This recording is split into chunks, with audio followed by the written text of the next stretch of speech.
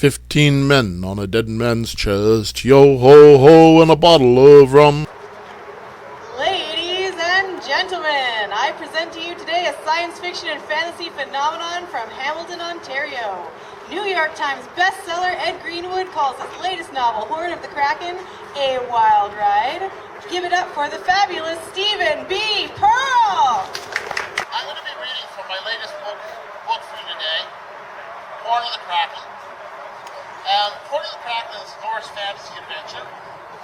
And just to set it up, the party of heroes, has just acquired a nithal metal dagger, which is basically a magical dagger. However, these things act as a magnet for the servants of the goddess Hel, Daggerner, who will track it down anywhere they go, and they're coming to try to retrieve it. So they've just reached their ship and are heading out into the ocean to try to get this to the queen at the capital for her own, possibly nefarious ends. But she's the queen, so it's not nefarious if she wants to do it. Chapter 5, Racing Death. Hours later, as human muscle reached its limits, the oars were shipped, and Auden cut a course to make best use of the wind while they had it. Fajoran, wrapped in his spare cloak, moved to the tiller oar and sat beside the big man. "We made good time," Auden greeted. "We need to do better. Singulina is going to try to mask the dagger's call, but she seems young. Would you rather a gray-haired hag with missing teeth dressed in rags?"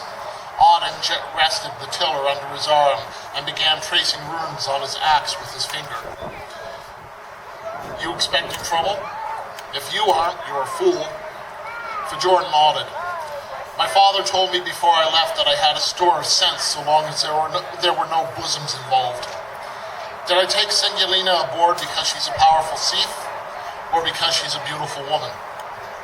"Both. Fajoran, I've got a few years on you. I don't know much about women, but I'll tell you this. They are never just one thing. Don't expect them to be. See the person first, then the woman. After that, she's whatever else she is. Now, there's nothing wrong with some good, honest wenching, so long as everyone has their fun. But that's not all a woman is good for. It's not that. Well, not mostly.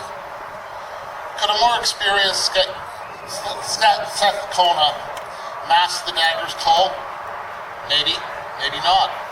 I don't know that much about the Seth way. But she did right well from what you told me about the cave. Ask yourself, would a more experienced captain be better on this boat? We all are what we are, and we do the best we can with what we have. Now stop worrying and get some sleep, or you'll be useless tomorrow." Singulina sat at the bow with Munin tucked under her cloak, so that only the raven's head poked out. She ran her hands over the box containing the dagger. "You should just toss it over the side." Ragnar settled beside Singulina.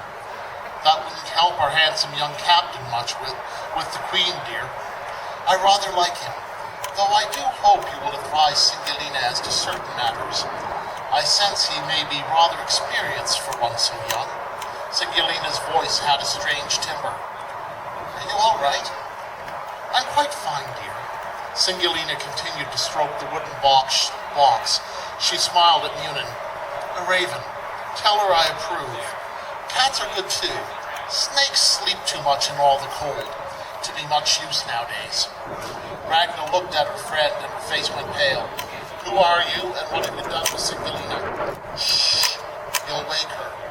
I told her I'd drop by. I'm afraid that while she was correct about masking the dagger with the crystals and her life energy, she doesn't have enough of either to silence its call.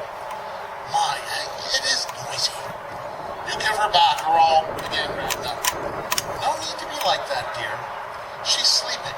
Poor thing has had quite a few days. Still in all, I'm proud of her. She's finally getting a handle on her powers.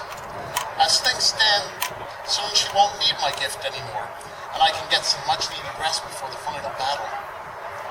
You're the grandmother, Ragnar whispered. Singulina's body smiled. Don't worry, my gift helps protect her.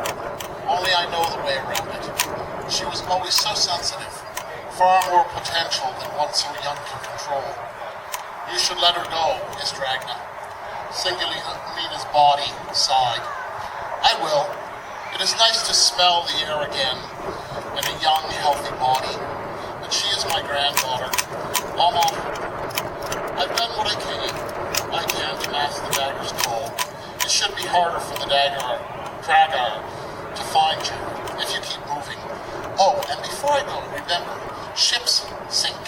So don't think that the sea will protect you. Goodbye, dear. Give Singulina my love. Singulina's body returned the box to her pack and then settled itself as if in sleep. Ragna hugged herself. I just had to make friends with a Sith. Why didn't I just find a nice merchant and get married? Why? You're a bitch, remarked Munin from the folds of Singulina's cloak. You shut up, you black chicken, or it's bread and chestnut stuffing in your future. You're a bitch, repeated the bird as its head disappeared under the cloak. After almost 3 days filled with nothing but sea spray and ships on the oars, they were passing through the narrows at the tip of Skane. Singulina worked a rowing station while one of the oarsmen, Halfden, relieved himself over the side. Ragnar stirred a pot of fish stew over the ship's brazier. The ship rocked to the side and Halfden pitched into the water. Man overboard! Back oar! Called Kajor. The boat stopped and all eyes turned to the sea. Munin, look for him, ordered Singulina. The raven took to the air. I see him, starboard aft. One of the oarsmen released a shriek like a terrified child. Fajoran drew his blade and rushed towards the man. Cert's flaming nuts, swore Vidir. A black hand clutched the side of the ship. A moment later, a helmed head with glowing blue eyes lifted above the gunwale. The face looked like it had been charred black by a fire. Repel boarders! Called Fajoran as he brought his blade down on the blackened arm. The arm pulled back and the Dragar dropped into the sea. Get Halfdan aboard! Watch the gunwales! Snapped Fajoran.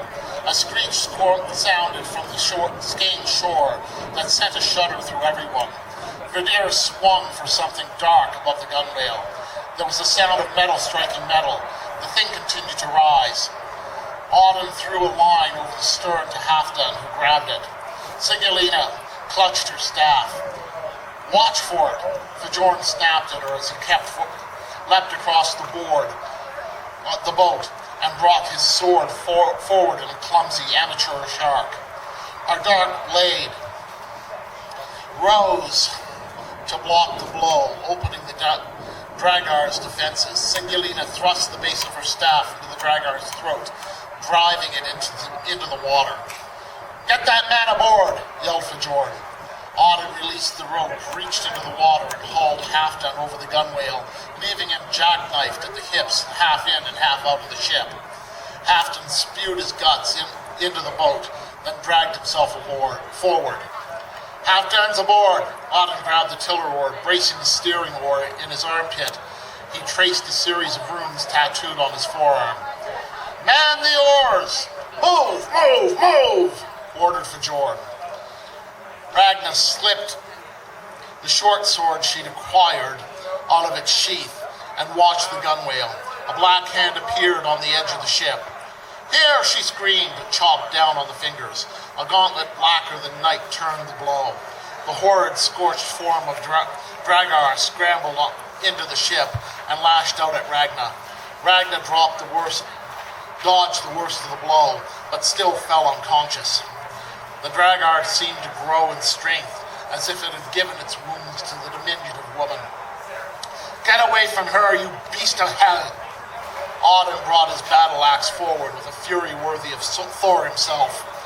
The Dragar lashed out, but the big man's skin turned the blow as if it was made of iron. The axe struck home with a thunderous retort. The draggar was blasted into the water. "Row, by the gods, row!" bellowed Fajorn. The crew drove their oars into the water. The long ship jerked forward. Auden dove for the tiller oar and steered them into deeper water. Vidir watched the gunwale on one side while Kajorn watched the other. Munin flew in and landed on Singilina's shoulder. "It's falling behind, but there are two more on the shore." This reading brought to you by Horn of the Kraken and the other fine works of Stephen B. Pearl. For more of Stephen's works, please visit www.stphenperl.com.